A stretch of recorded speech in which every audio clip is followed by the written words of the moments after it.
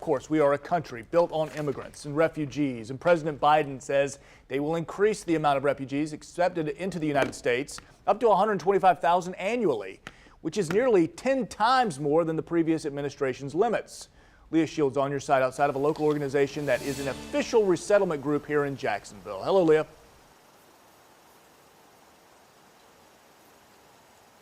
Good morning, Lou. Well, our community is already home to refugees, and now the doors of the Catholic Charities of Jacksonville will be open to even more people seeking refuge here in America. And I actually came to the Jesse Ball DuPont Center last week to have a sit-down conversation with a refugee now living in Jacksonville. And though we know our community is not immune to crime, here is so much safer than where he came from.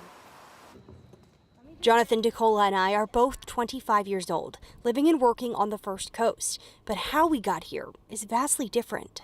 Ever since my country got independence in 1960, there has been much violence going on in the country. People are being killed, women are being raped, young generation of young men are being forced to join the armed group rebels. It feels good to be here. His family has been on the move for 14 years. He and his family, mother, father, and siblings, fled the Democratic Republic of Congo in 2005 to Uganda, then Amsterdam, and finally to the U.S. in 2019. Photos from the Human Rights Watch show the ongoing conflict and political unrest in his country. The Council on Foreign Relations says millions of people from this country are displaced. U.S. was my goal because we've seen that it is helping our people.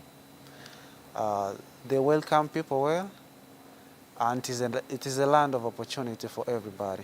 Associate Director of Catholic Charities in Jacksonville, Matt Schmidt, says the administration's decision to increase refugees is great news for our community. This is just a continuation of the policy that this nation was founded on.